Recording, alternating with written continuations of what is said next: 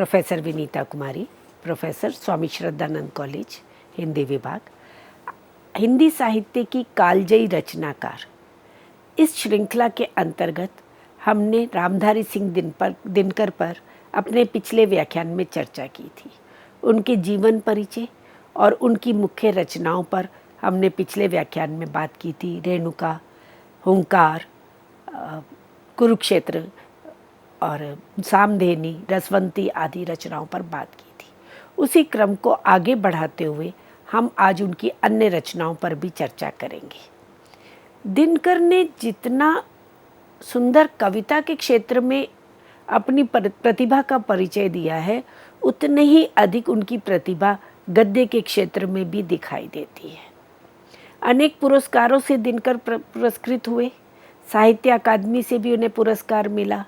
ज्ञानपीठ पर पुरस्कार से उनकी उर्वशी रचना सम्मानित हुई और भारत सरकार द्वारा उन्हें पद्म भूषण सम्मान से सम्मानित किया गया। और अन्य उत्तर प्रदेश सरकार द्वारा, राजस्थान सरकार द्वारा, बिहार सरकार द्वारा अनेक पुरस्कारों से उन्हें सम्मानित भी किया गया। दिनकर को अपने समय का सूर्य कहा जाता है। जिस प्रकार सूर्य पूरे संसार को, विश्व को प्रकाशित करता है, ऊर्जा प्रदान करता है, उसी प्रकार से दिनकर ने भी अपनी कविताओं से अपने समकालीन समाज को ही नहीं, वर्तमान को भी दिशा प्रदान किया, उनको एक ऊर्जा का संचार किया है। युग दृष्टा कवि के रूप में जाने जाते हैं। ओज, क्रांति, राष्ट्रीय चेतना संपन्न कवि रहे। उनकी कविताएं वीर रस से परिपूर्ण रही हैं, ओज गुण से संपन्न रही हैं और देशवासियों के मन में देश के प्रति प्रेम भाव जगाने में, स्वतंत्रता के आंदोलन में क्रांति की भावना जगाने के लिए समर्थ रहे। बहुमुखी प्रतिभा संपन्न रचनाकार के रूप में दिनकर हमारे समक्ष आते हैं। छायावाद महादेवी, पंत, प्रसाद, निराला आदि के कारण प्रतिष्ठित हुआ और उसके परवर्ती काल में अगली पीढ़ी में पहला नाम ही रामधारी सिंह दिनकर आता है। यद्यपि उन्होंने रचना अपने छायावादी काल में ही प्रारंभ की थी, परंतु उनकी प्रारंभिक रचना रेणु संग्रह जो है रेणुका, उसमें उनकी छायावादी कविताएं दिखाई देती हैं, परंतु वे अपने आप को उस छायावादी वायव्यता से, अतीन्द्रियता से, कल्पना अतिशयता से दूर कर देते हैं और स्वदेश प्रेम को लेकर के और देश के मन में, देशवासियों के मन में एक क्रांति का भाव, उत्साह, जोश का भाव भरने के लिए वीर रस युक्त कविताओं की रचना करते हैं। उनकी एक प्रसिद्ध कविता संग्रह रहा इतिहास के आंसू, जो 1951 में प्रकाशित हुआ। 10 ऐतिहासिक कविताओं का संग्रह है इसमें। मगध महिमा, अतीत के द्वार पर, पाटलिपुत्र की गंगा से, मिथिला, वैशाली, बोधिसत्व, कलिंग विजय, ये इनकी प्रसिद्ध ऐतिहासिक कविताएं जो इस काव्य संग्रह में प्रकाशित हुई, इस कविता संग्रह में प्रकाशित हुई। नालंदा तक्षशिला का जिस तरह से साम्राज्य था, जिस तरह से पूरे विश्व में उनकी पहचान थी और वे खंडहर बन करके रह गया। चंद्रगुप्त साम्राज्य का तो और सम्राट अशोक के साम्राज्य का, तो अपने जो ऐतिहासिक महान पुरुष हुए, उनकी वीरता का वर्णन प्रस्तुत करते हुए इन कविताओं की वे रचना करते हैं। मिथिला के इतिहास को प्रस्तुत करते हैं। पाटलिपुत्र की गंगा से पाटलिपुत्र का इतिहास, वैशाली का, लिच्छवियों के साम्राज्य का वर्णन करते हैं और सम्राट अशोक के समय में किस तरह से कलिंग विजय हुआ, इस घटना को केंद्र में रखते हुए, और उस समय दिनकर गौतम बुद्ध से प्रभावित भी हुए और इसीलिए उन्होंने कलिंग विजय की भी रचना की और इतिहास के महान योद्धाओं की वीरता का गुणगान उन्होंने इन कविताओं में किया है। गौतम बुद्ध का, अशोक का, बलशाली मगध का, वैशाली के गौरवपूर्ण अतीत का चित्रण किया है। गुप्त वंश की गरिमा का वर्णन किया है। लिच्छवियों की वैशाली का चित्रण पूरे विस्तार के साथ किया है। जिस तरह से हम देखते हैं छायावाद में प्रसाद जी ने इतिहास के ऐतिहासिक पात्रों को, इतिहास की घटनाओं को केंद्र में रखते हुए कविताओं की रचना की, नाटकों की रचना की और अतीत के गुणगान के माध्यम से, अतीत के गौरव के माध्यम से वर्तमान को एक संदेश देते हैं। उसी से प्रभावित होकर के दिनकर भी इतिहास के महान योद्धाओं की वीरता का गुणगान करते हैं। केवल उनकी वीरता का गुणगान करना ही उनका उद्देश्य नहीं रहा, अपितु वे अपने समकालीन युवा वर्ग को उन योद्धाओं की वीरता का गुणगान करके प्रेरणा प्रदान करते हैं कि वे भी देश की आज़ादी के लिए संघर्षरत हों और अपने भीतर उस गौरव भाव को जो अतीत में उनके पूर्वजों ने दिखाया था, उस गौरव भाव को धारण करें और देश की स्वतंत्रता के लिए आगे आएं। इसी तरह से कवि ने अतीत से प्रेरणा लेकर भारत माता को गुलामी की जंजीरों से मुक्त करने की कामना की है। वे स्पष्ट शब्दों में कविता है उनकी अतीत के द्वार पर, उसमें कहते हैं, वर्तमान का आज निमंत्रण, देह धरो आगे आओ, ग्रहण करो आकार देवता, यह पूजा प्रसाद पाओ। तो वर्तमान का आमंत्रण है कि शरीर धारण किया है तो आगे आओ। किस लिए आगे आओ? देश को स्वतंत्र कराने के लिए। वीरता के भाव को धारण करो, जैसे हमारे वीर योद्धाओं ने किया था। तो उसी गौरव को, उसी सम्मान को आगे बढ़ाने की आवश्यकता आज भी है। तो इस तरह से गौरव युक्त, सम्मान युक्त कविताओं की रचना दिनकर करते हैं। और भारत माता की स्वतंत्रता हेतु कवि जन सामान्य का आह्वान भी करते हैं। वे और स्वतंत्रता के लिए केवल युवा वर्ग को भी आगे आने की आवश्यकता नहीं है। किस किस को आह्वान करते हैं? गुरुजनों का, शासक वर्ग का आह्वान करते हैं, सत्ता वर्ग को भी आह्वान करते हैं।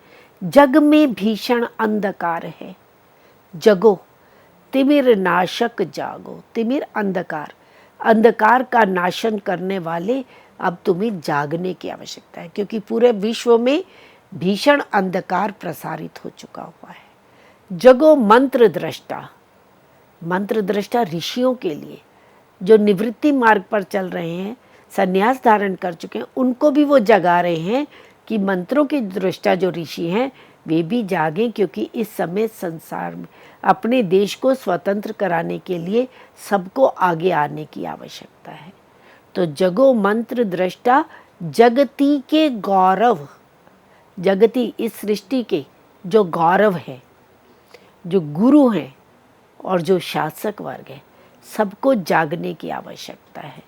सबके भीतर जन जागरण की भावना प्रसारित करते हैं।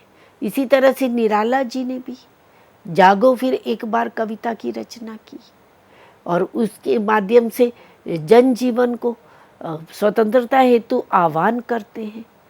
मैथिली शरण गुप्त जी ने भी भारत भारती की रचना की और स्वतंत्रता हेतु युवा वर्ग का, पूरे समाज का आह्वान करते हैं। तो ऐसी आह्वान परक कविताएं उस समय रचनाकारों द्वारा, कवियों द्वारा लिखी जा रही थी और दिनकर भी उसी कड़ी में इसी प्रकार की कविताओं की रचना करते हैं। तो इतिहास के आंसू उनका प्रसिद्ध कविता संग्रह रहा, जिसमें उन्होंने इतिहास को केंद्र में रखते हुए वर्तमान को प्रबोधित करने का एक सफल कार्य किया। ऐसे ही उनकी एक अन्य प्रबंधात्मक रचना है रश्मि रथी। एक खंड काव्य है, 1952 में प्रकाशित हुआ, कर्ण के चरित्र पर आधारित है और इस खंड काव्य में समाज की रूढ़ एवं जर्जर परंपराओं पर आघात भी किया गया है और समाज को एक चुनौती भी दी गई है। वास्तव में रश्मि रथी, रश्मि होता है किरणें, सूर्य की किरणों के रथ पर सवार, तो ये कर्ण के लिए आता है।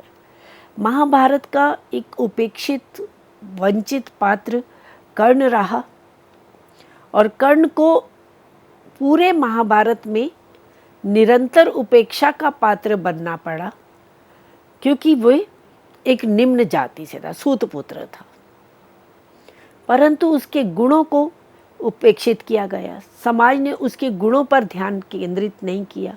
उसके भीतर जो शौर्य पराक्रम था, जो उसकी वीरता थी, उसके भीतर जो महाबल था, जो दानशीलता का गुण था, उसके भीतर जो एक आत्मविश्वास था, एक वीर योद्धा था, इन सभी गुणों को छोड़ करके बस वे सूतपुत्र के नाम से ही जाना गया।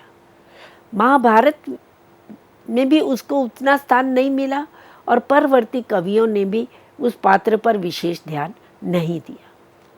परंतु दिनकर ने इसी उपेक्षित पात्र कर्ण को नायक बना करके रश्मि रथी की रचना की। और दिनकर स्वयं रश्मि रथी की भूमिका में कारण भी बताते हैं कि उन्होंने इसकी रचना कर्ण को नायक बना करके क्यों की। वे कहते हैं कि कुरुक्षेत्र की रचना कर चुकने के बाद ही मुझ में ये भाव जगा कि मैं कोई ऐसा काव्य भी लिखूं जिसमें केवल विचारोत्तेजकता ही नहीं, कुछ कुछ कथा संवाद और वर्णन का भी महात्म्य हो। स्पष्ट ही यह उस मोह का उद्गार था जो मेरे भीतर उस परंपरा के प्रति मौजूद रहा है, जिसके सर्वश्रेष्ठ प्रतिनिधि राष्ट्र कवि श्री मैथिली शरण गुप्त जी भी हैं। अब यहाँ भूमिका में दिनकर जी दो बातें स्पष्ट करते हैं। रश्मि रथी के प्रतिपाद्य को, उसके कथ्य को लेकर के भी और उसके अभिव्यंजना शिल्प को लेकर के भी। जहाँ तक प्रतिपाद्य की वर्ण्य विषय की बात है कि उन्होंने कर्ण के चरित्र को केंद्र में क्यों रखा, इस काव्य की रचना क्यों की, तो उसके पीछे वे प्रेरणा स्रोत राष्ट्र कवि श्री मैथिली शरण गुप्त जी को मानते हैं। मैथिली शरण गुप्त जी ने भी साहित्य में उपेक्षित उन पात्रों को केंद्र में रखा, जैसे साकेत में उर्मिला को केंद्र में रखते हुए महाकाव्य की रचना की। ना तो वाल्मीकि जी ने उर्मिला पर उतना ध्यान दिया और ना ही आगे तुलसीदास और अन्य राम भक्त कवियों ने।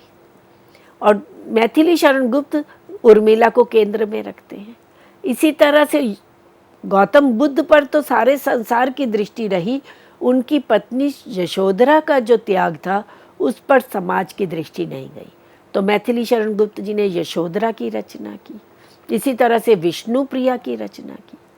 तो वे उपेक्षित पात्र जो अपने चारित्रिक गुणों के कारण एक विशेष स्थान के अधिकारी थे, परंतु उनको वे अधिकार, उनको वे सम्मान नहीं मिल पाया जो उन्हें मिलना चाहिए था।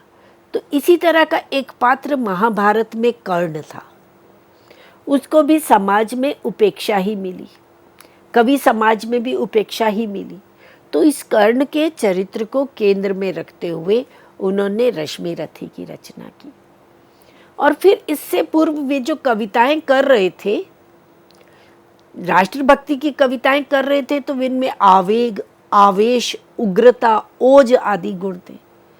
तो अब वे चाहते थे कि मैं ऐसी कविता करूं जिसमें विचारोत्तेजकता ना हो, अर्थात अभिव्यंजना के पक्ष में उसमें परिवर्तन हमें रश्मि रथी में दिखाई देता है। इसमें कुछ कुछ कथा संवाद भी है और इसका पूरा शिल्प एक नवीन रूप में, एक नए मोड़ के में दिखाई देता है। तो कथ्य के स्तर पर और शिल्प के स्तर पर रश्मि रथी एक भिन्न रचना रही और समाज साहित्य जगत में रश्मि रथी का बड़ा सम्मान हुआ। आज भी अनेक युवा वर्ग रश्मि रथी को पूरे का पूरा कंठस्थ कर लेते हैं, विशेष रूप से उसका तृतीय सर्ग जहाँ वो कृष्ण चेतावनी देते हैं। पंचम सर्ग विद्यालयों में, महाविद्यालयों में विभिन्न सर्ग पाठ्यक्रम में भी निर्धारित है और अनेक जगह कवि जगत में उसको गा करके प्रस्तुत भी किया जाता है। यद्यपि कथानक का आधार पौराणिक रहा है, महाभारत के ही कथानक को केंद्र में रखते हुए रश्मि रथी की रचना की है, परंतु उस कथानक को महाभारत कालीन समस्याओं की आधुनिक संदर्भों में प्रस्तुति हुई है। आधुनिक संदर्भ में कैसे, किस प्रकार से कर्ण का चरित्र वर्तमान समाज में युवाओं के लिए एक प्रेरणा स्रोत बन सकता है, और कर्ण के चरित्र के माध्यम से समाज में वे एक स्वतंत्र व्यक्तित्व की स्थापना करते हैं। एक सूत पुत्र के रूप में, एक दुर्योधन के मित्र के रूप में कर्ण का चरित्र उभर करके नहीं आया है। उसका अपना एक स्वतंत्र व्यक्तित्व दिनकर इस रचना में प्रस्तुत करते हैं। और दिनकर सबसे बड़ी भर्त्सना करते हैं, अवहेलना करते हैं समाज के उन रूढ़ परंपराओं की। वे समाज जो जाति बंधनों को अधिक महत्व देता है और जिसके कारण व्यक्तिगत गुणों की अवहेलना करते हैं। तो दिनकर स्पष्ट कहते हैं, जाति कुल मर्यादा के बंधनों के कारण किसी के वैयक्तिक गुणों की अवहेलना करना उचित नहीं है। कर्ण के मुख से स्पष्ट कहलवाते हैं वहाँ, किंतु मनुज क्या करे, जन्म लेना तो उसके हाथ नहीं, चुनना जाति और कुल अपने बस की है बात नहीं। दिनकर स्पष्ट कहते हैं कि व्यक्ति के ये अपने हाथ में नहीं है कि उसका जन्म किस कुल में होगा। कुल का, माता पिता का निर्धारण करना, जाति का निर्धारण करना, ये किसी भी मनुष्य के बस का बात नहीं है। जन्म लेने के बाद वे अपने स्वभाव में, अपने चरित्र में, अपने व्यवहार में तो परिवर्तन कर सकता है, परंतु जन्म उसमें के लिए माता पिता या वंश का चुनाव करने का अधिकार उसके पास नहीं है। तो इसीलिए किसी ऊंची या छोटी जाति में जन्म लेने के कारण किसी व्यक्ति का सम्मान या अपमान हो, उसकी अवहेलना हो, यह उचित नहीं है। और कर्ण यही कहते हैं कि जन्म उनका अगर निम्न वंश में हुआ है, क्योंकि वे तब तक तो अपने आप को सूत पुत्र ही मानते थे, बाद में उनको पता चलता है कि वे कुंती पुत्र है, जब कृष्ण उन्हें कहते हैं, जब माता कुंती आकर के स्पष्ट स्वयं उनको बताती है, परंतु वे समाज में सूत पुत्र के ना, और इस बात को वे कहते हुए कहीं पर भी अपमानित भी अनुभव नहीं करते हैं। वे इसे अपना सूत पुत्र होना स्वाभिमान के साथ स्वीकार करते हैं। और दिनकर कर्ण के चरित्र के माध्यम से समाज की, देश के पतन का एक कारण वर्ण व्यवस्था को भी मानते हैं, और इसी जीर्ण वर्ण व्यवस्था के प्रति कवि का आक्रोश भी प्रकट होता है रश्मि रथी में। वे कहते हैं, धस जाए वे देश अतल में, गुण की जहाँ नहीं पहचान, जाति गोत्र के बल से ही आदर पाते हैं जहाँ सुजान। कि ऐसा देश तो अतल में, पाताल में धस जाना चाहिए, जहाँ गुणों की पहचान ना हो करके उसकी पहचान उसकी जाति, उसके गोत्र, उसके वंश से हो। तो यहाँ कवि का आक्रोश स्पष्ट शब्दों में दिखाई देता है। दिनकर तो स्पष्ट कहते हैं, दिनकर का कथन है, रश्मि रथी की भूमिका में ही वे कहते हैं कि राष्ट्र भारती के जागरूक कवियों का ध्यान उस चरित्र की ओर जाए जो हजारों वर्षों से हमारे सामने उपेक्षित एवं कलंकित मानवता का मूक प्रतीक बनकर खड़ा हुआ है। तो इस तरह से कर्ण के चरित्र को एक प्रतीक रूप में वे धारण करते हैं और समाज के सामने कर्ण का एक आदर्श प्रस्तुत करते हैं। वे कहते हैं कि मैं, कर्ण स्वयं कर्ण के मुख से कहलवाते हैं, मैं उनका आदर्श कहीं जो व्यथा न खोल सकेंगे, पूछेगा जग किंतु पिता का नाम न बोल सकेंगे।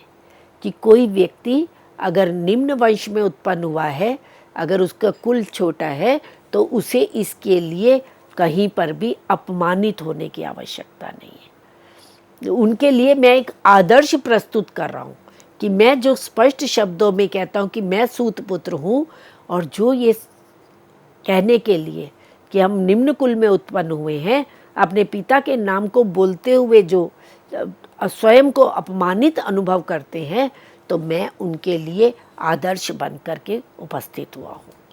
क्योंकि मनुज के हाथ में नहीं है उसका किस वंश में, किस कुल में जन्म होना।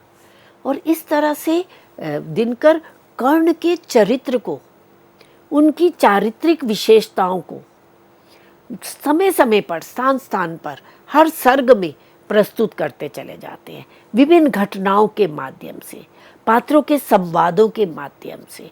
कुंती और कर्ण का जब संवाद चलता है तो वहाँ कर्ण की अपने संबंधों के प्रति जो एक भाव है वे प्रकट होता है।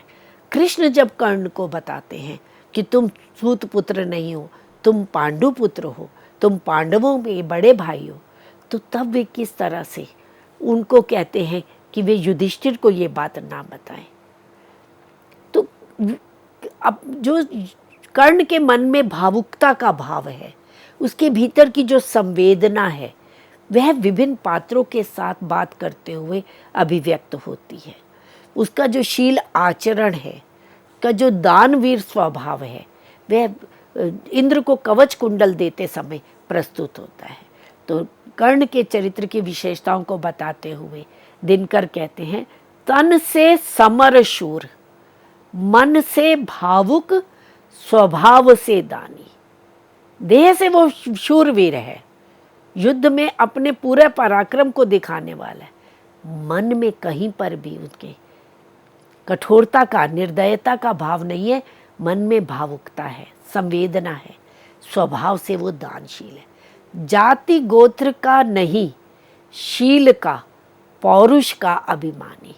उसे अपने शील आचरण का, अपने पौरुष का अभिमान है।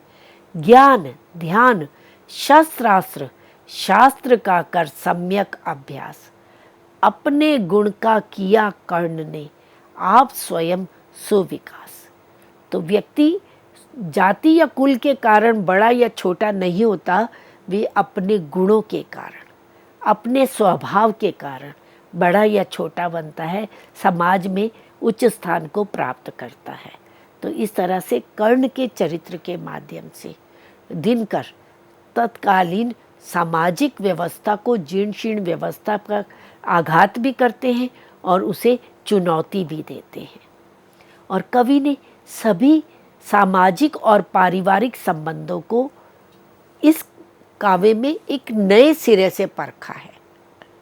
पारिवारिक संबंध, माता कुंती का कर्ण के प्रति, अर्जुन का कर्ण के प्रति, युधिष्ठिर का कर्ण के प्रति, तो इन संबंधों को एक नए सिरे से परखा है और विविध घटनाओं के माध्यम से कर्ण के चरित्र के विविध पक्षों का उद्घाटन किया है।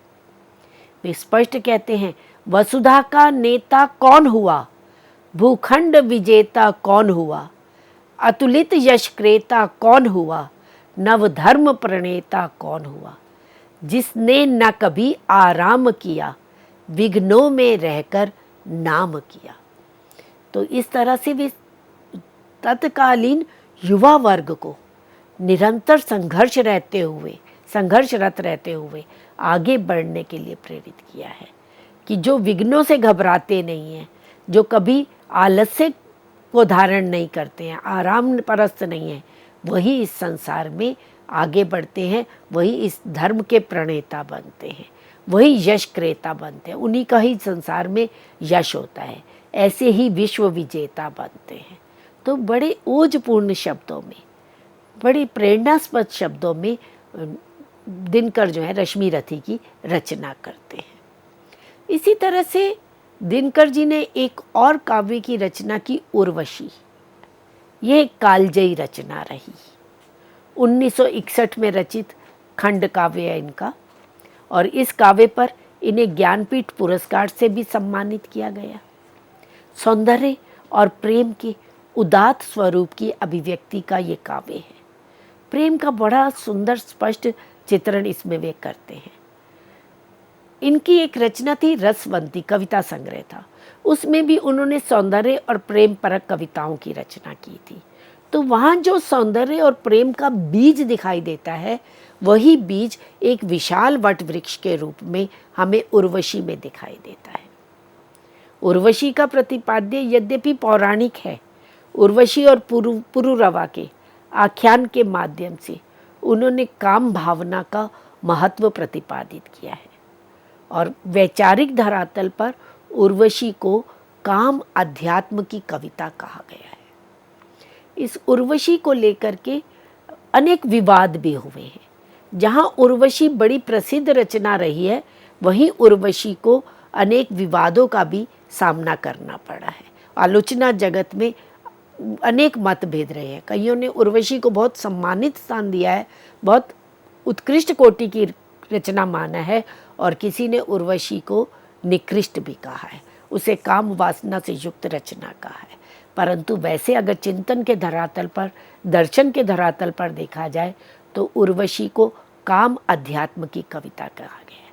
किस तरह से काम वासना आध्यात्म के स्तर पर बढ़ती चली जाती है, ये एक सोपान से, एक भौतिक सोपान से उठ करके आध्यात्मिक सोपान तक पहुंचती है। ये विभिन्न चरणों में हमें उर्वशी में दिखाई देता है। इस उर्वशी पर हम अपनी चर्चा को आगे बढ़ाएंगे अगले व्याख्यान में। अभी इस चर्चा को यहीं समाप्त करते हैं। धन्यवाद।